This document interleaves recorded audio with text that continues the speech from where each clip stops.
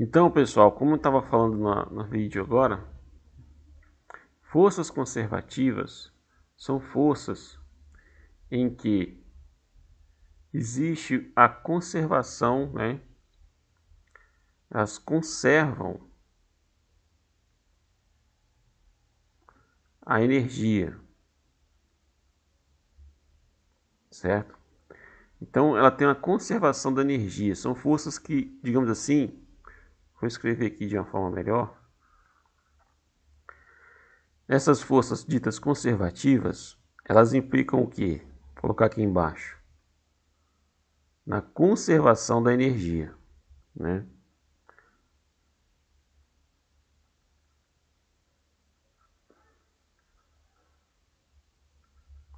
Lá na física 1, a gente viu que a energia era de origem mecânica, certo? E aí, qual era o exemplo de forças conservativas que tínhamos lá na física 1? A força peso, certo? A força gravitacional, da lei da gravitação universal de Newton, certo? Força centrípeta, certo? Então, são forças da lei de Hooke, né? Também tem a força elástica. Então, essas são forças que são ditas conservativas, né? Por quê? Aí vem a parte que eu quero que vocês relembrem um pouco aqui comigo. São forças em que você verifica o quê? Que dada essa força, né? Dada essa força dita conservativa, a gente vai colocar aqui um FC de conservativa, dada essa força conservativa, essa força ela implica o quê? Que para que ela seja de natureza conservativa, você tem um potencial, né, que vai estar associado com o que? Com a distância, né? Ou com a posição. Vamos usar o fator posição aqui, né? Onde o R era o que? Era o vetor posição.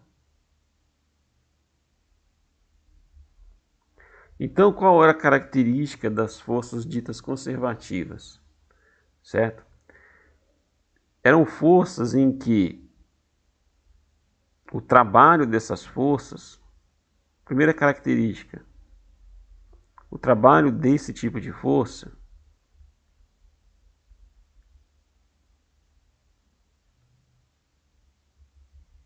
não depende, né, não dependia, né, não depende do caminho.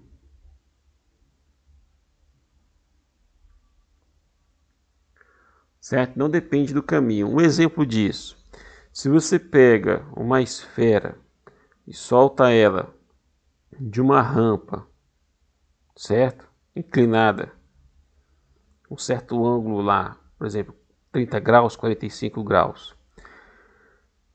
O trabalho que vai estar associado sobre aquela esfera devido à força-peso vai ser exatamente o mesmo trabalho que se você pega aquele camarada e joga da mesma altura da rampa, certo? Então, o trabalho não depende do caminho, né, que você vai fazer quando você sai de um ponto até um outro ponto.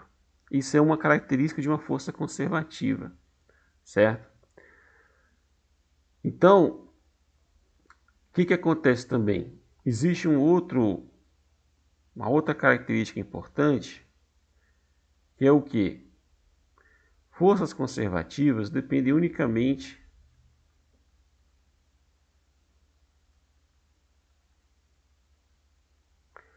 elas dependem unicamente o que? Do vetor posição,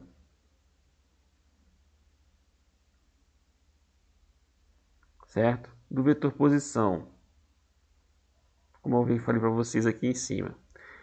Então, toda força dita conservativa ela vai depender do vetor posição, certo? Pode ser com 1 sobre R, 1 sobre R ao quadrado ou diretamente proporcional a R. Tem que ter uma dependência do vetor posição, certo?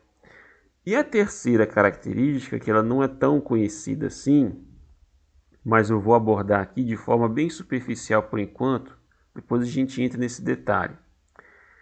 Que uma força é dita conservativa se o rotacional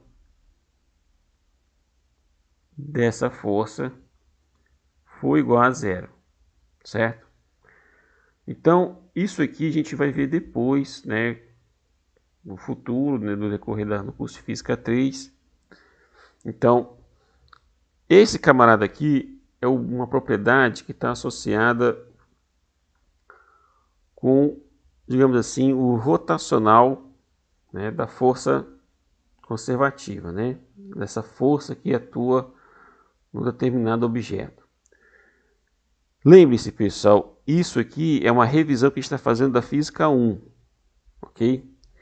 Ah, Francisco, o que isso tem a ver com a parte aqui de Física 3 com potencial eletrostático? Bem, se a gente escrever propriamente dito, né, vamos agora relembrar, agora vamos para aqui para o caso da Física 3, né? A lei de Coulomb, no seu estado fundamental, a lei de Coulomb no seu estado fundamental diz o quê? Que o vetor força elétrica é o quê? É 1 sobre 4π ε0, que multiplica quem? Que multiplica uma carga Q1, uma carga de prova Q1, uma carga de prova Q2, divididos por quem? Por R ao quadrado, que é o vetor, que é a posição, né, que une os dois, a distância que une os dois centros das duas cargas, multiplicado pelo vetor unitário que está associado a essa distância desses dois camaradas aí, o vetor posição entre esses dois camaradas, ok? Essas duas cargas. Então isso aqui é a parte, digamos assim, é a lei mais fundamental que tem da parte da lei de Coulomb, né? A lei de Coulomb no seu estado fundamental, onde você tem duas cargas, né, pontuais. E aí o que acontece? Repare que a força elétrica ela é diretamente proporcional ao produto das cargas, certo? E inversamente proporcional com o quadrado da distância. Então ela obedece o quê? Essa segunda condição aqui em cima. Ela vai obedecer essa segunda condição, né? Vai depender do vetor. Opa, desculpa pessoal, houve aqui uma bugada aqui. Ela vai depender do que? Do vetor posição R, certo?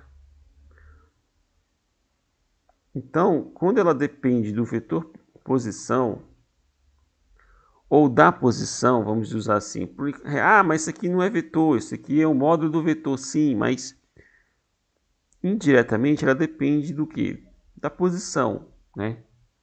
Ok? Ela depende diretamente da posição. Eu coloquei vetor porque a força é uma grandeza vetorial, então consequentemente ela vai depender do vetor posição, ok? Mas de uma forma mais simplória, vamos usar assim, a força elétrica, né, ela vai depender da posição. Como vocês podem ver, ela cai com o quadrado da distância, ou com o quadrado da posição, que vai ser o quê? A distância entre um ponto até o centro de origem daquela carga, daquela força, né, elétrica, que é produzida por uma carga, ok? Então, a lei de Coulomb no seu estado fundamental, ela obedece o quê? Uma das características de uma força conservativa, certo? E, consequentemente, ela vai obedecer as outras duas. O rotacional dessa força, que aí não vou entrar em detalhes nisso, porque esse camarada aqui é um operador diferencial, né?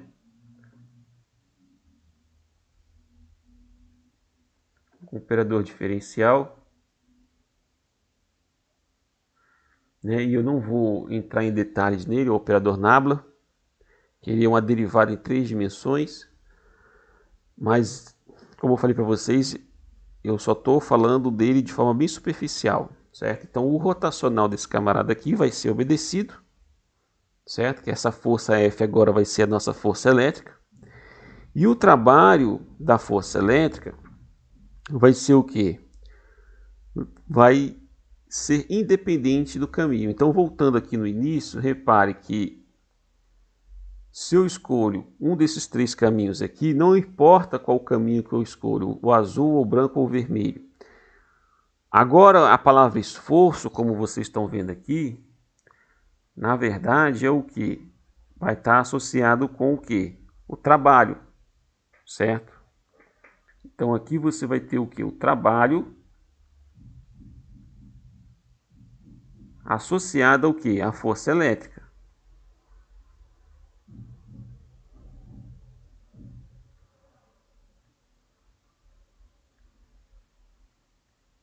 Então você vai ter um trabalho associado com a força elétrica. Então, agora esse termo esforço, na verdade, é o trabalho. E aí vocês vão ver qual é o trabalho que eu vou ter que realizar para trazer uma carga do ponto B até um ponto A. Ok? Então, não importa qual o caminho que a gente utilize, se é o caminho azul, branco ou vermelho. Ok? Eu vou ter sempre o quê? O mesmo trabalho, porque ele vai depender do caminho. Isso é uma característica de uma força conservativa. E a gente acabou de ver que a força elétrica é uma força conservativa. E aí agora, relembrando o último ponto da física 1, e aí eu preciso que vocês prestem bem atenção aqui. Quem não viu vai ver agora, e quem já viu vai relembrar. Que a força é uma parte agora da física 1, né? Uma característica ou propriedade, né? Característica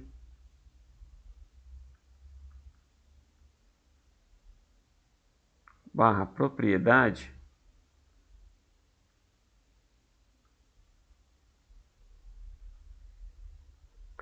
de uma força conservativa.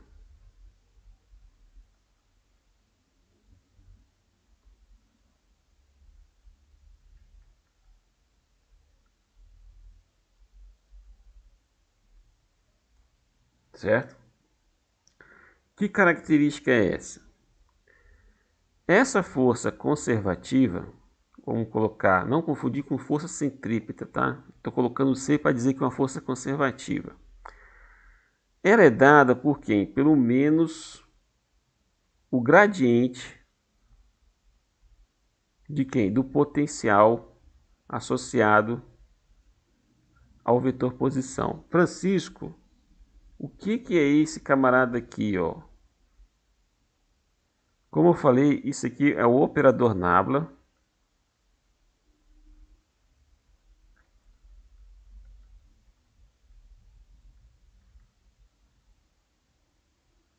Chamado nabla. Certo? E o que ele faz? Ele pega uma derivada em 3 dimensões. Eu tenho um vetor, né? Mas a gente tem pessoas que colocam o vetor, mas já é subentendido que ele é um vetor. Ok? Então o que acontece? Você faz uma derivada. Deixa eu apagar aqui. É uma derivada. Vou colocar. Tem gente que coloca x unitário. Eu vou colocar o y, né? Perdão. E os vetores unitários i, j, k, né? O i do eixo x, coordenada x, o j da coordenada y e o k da coordenada z. E aí você tem uma derivada parcial em relação a x, certo? Mais um j unitário, né? Da derivada em relação à coordenada y, mais o que? Um unitário k, uma derivada parcial em relação a z. Então, na verdade, o que acontece? Quando você aplica isso aqui, o que você está transformando? Você está transformando um potencial, isso aqui seria um potencial. Isso aqui é um potencial. Esse potencial ele pode ser de qualquer natureza. Ele pode ser gravitacional, ele pode ser elástico, ele pode ser, enfim, um potencial específico, ok?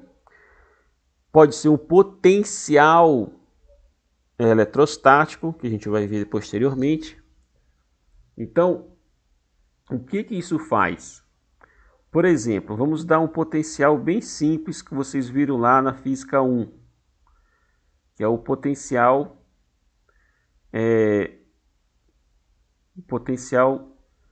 da força elástica. Qual é a energia potencial da força elástica? É kx ao quadrado sobre 2, certo? O potencial eletrostático, potencial elástico.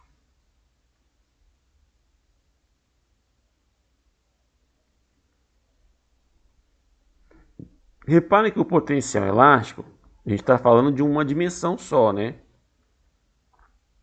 Que é a dimensão x. Então, esses camaradas aqui, eles não vão atuar. Vocês vão ver aqui o que vai acontecer. Então, a força elástica, o vetor força elástica, vai ser quem? Menos. Aí vamos lá. Abre o colchete. Aí você vai ter o quê? Você vai ter I derivada do U de x em relação a x, mais unitário J derivada de U de x em relação à derivada de y. Esse Dzinho aqui, Dρ, que é o chamado Dρ, é uma derivada parcial, certo? Mais quem?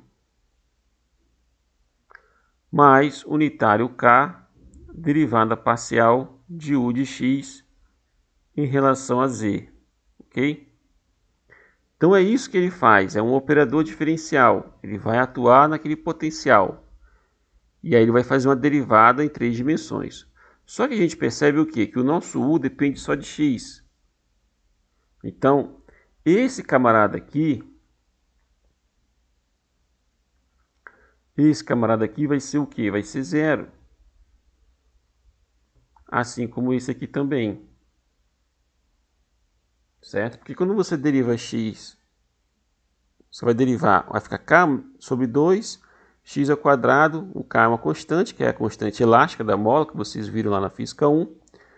E aí quando vocês derivam x quadrado em relação a x, você vai ter um resultado, mas em relação a y e z, isso vai ser zero, porque x é um parâmetro que não depende do y, nem do z. São coordenadas independentes, né? São parâmetros independentes. Então, você vai ter o quê? Que a derivada parcial em relação a y vai ser zero, e a derivada parcial em relação a z vai ser zero também. Ótimo! Então, como é que vai ficar a nossa força elástica? Vou abreviar aqui. Como é que fica o vetor força elástica? O vetor força elástica vai ser quem? Menos I du dx. Como só tem uma dimensão, então esse camarada aqui vai ser simplesmente quem? Uma derivada total, né? Ele se transforma na derivada total. Então a força elástica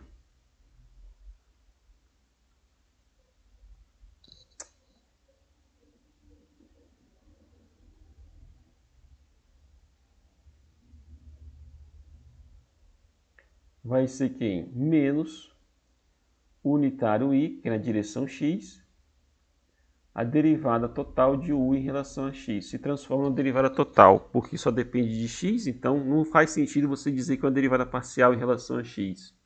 Ok? Aí vamos derivar. Qual é a derivada de U em relação a x? Isso vai ser o quê? 2 sobre 2k x, né? Então o 2 corta com 2.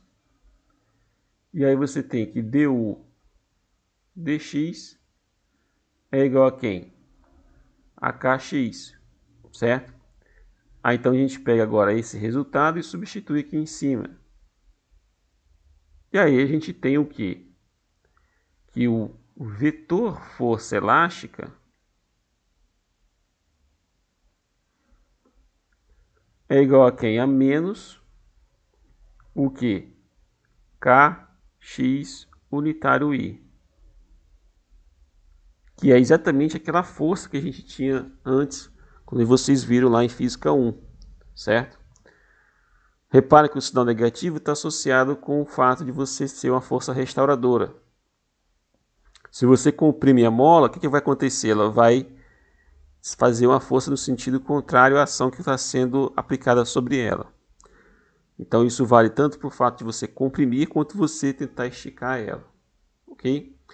Então, você associa rapidamente o que?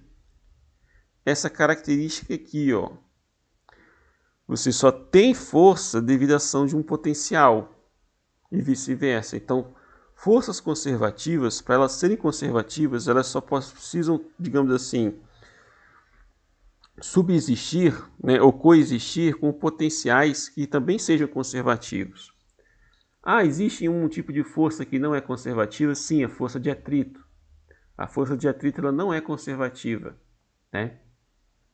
Existe um outro tipo de força que também não é conservativa, que é a força de arrasto linear, que depende da velocidade, certo?